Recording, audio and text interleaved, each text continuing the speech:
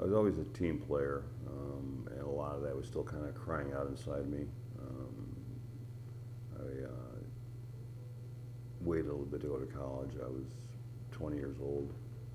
Um, and I had the idea that maybe I should join the military.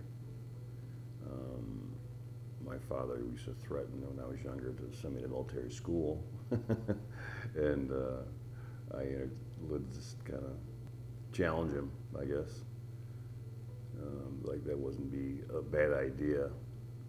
Um, but I had a lot of thought about it for a while. It wasn't like um, just a spur of the moment kind of thing. Yeah, I needed reality. I needed really reality. I needed to find more money for college. I needed to figure out what Greg was going to do. I needed to start living on my own standards and my own means. It was time to be a boy, go from a boy to become a man. I mean, I lived in a very abstract environment, and I wasn't getting any guidance there. But I really wanted to do, I guess, something for me of my own cognition, my own decision, that didn't involve any influence by a parent, my father. I didn't tell anybody. Ended up, getting very well in the ASFAB, and the opportunity for the Rangers presented itself, and the door was open. I had 4 years from 1986 to 1990, and 2001, 2005. I guess that's where the chaos began. Didn't quite go as I planned. I had a back condition that I've really probably had for a long time, for decades, and it activated to sciatic and service, and I ended up being put out for it. I think even a little short of my full enlistment. I think I had a 5-year contract. I did 4, and I didn't really have Plan B. I was hoping to go back in and kind of rebuild or structure my life, to have the military kind of support the things that, come an ends to a means. But being a physical casualty, I was ETS'd out.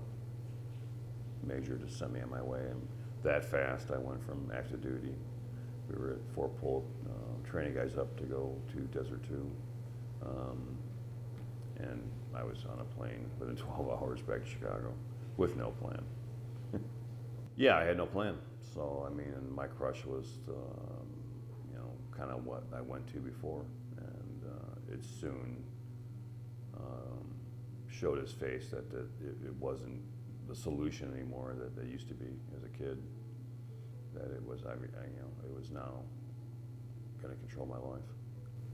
I didn't get sober in the military. The military got me sober. So my second enlistment, I was seeing already that I was very proficient, good at something that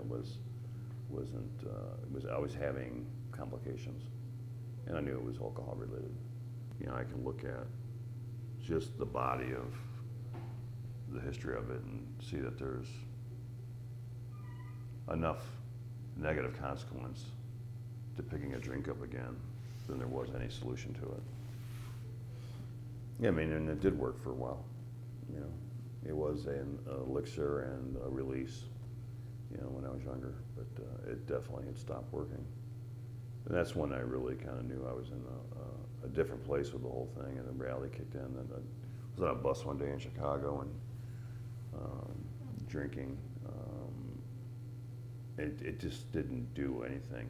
It just, my psyche, my mind was at a place where, it wasn't even allowing me to be under the influence. I mean, it's like it just stopped working. And that was a pretty strange and, I guess, scary place. I mean, it was like, wow, that was new. What do we do now? Kind of thing. This is when I really sat down, came home from Chicago, and said, this is what I'm doing. I'm going to go into recovery. Denied for years I had any kind of PTSD, and then it just showed its face.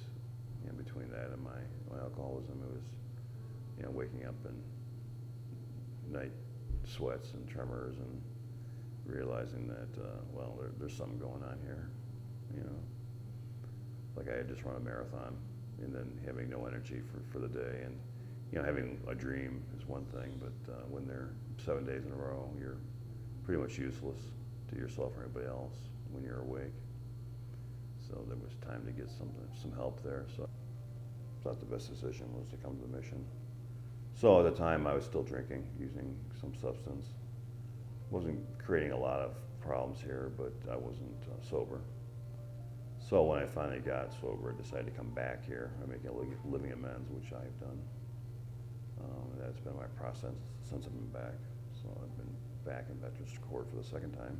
I now have 2 years of sobriety coming up next month, and you know, it's taken nearly 20 to get there. You have to start developing faith, you know, and you realize that that's going to be your guiding force in your relationship with God, as you may see Him fit, and that's the relationship you got to build.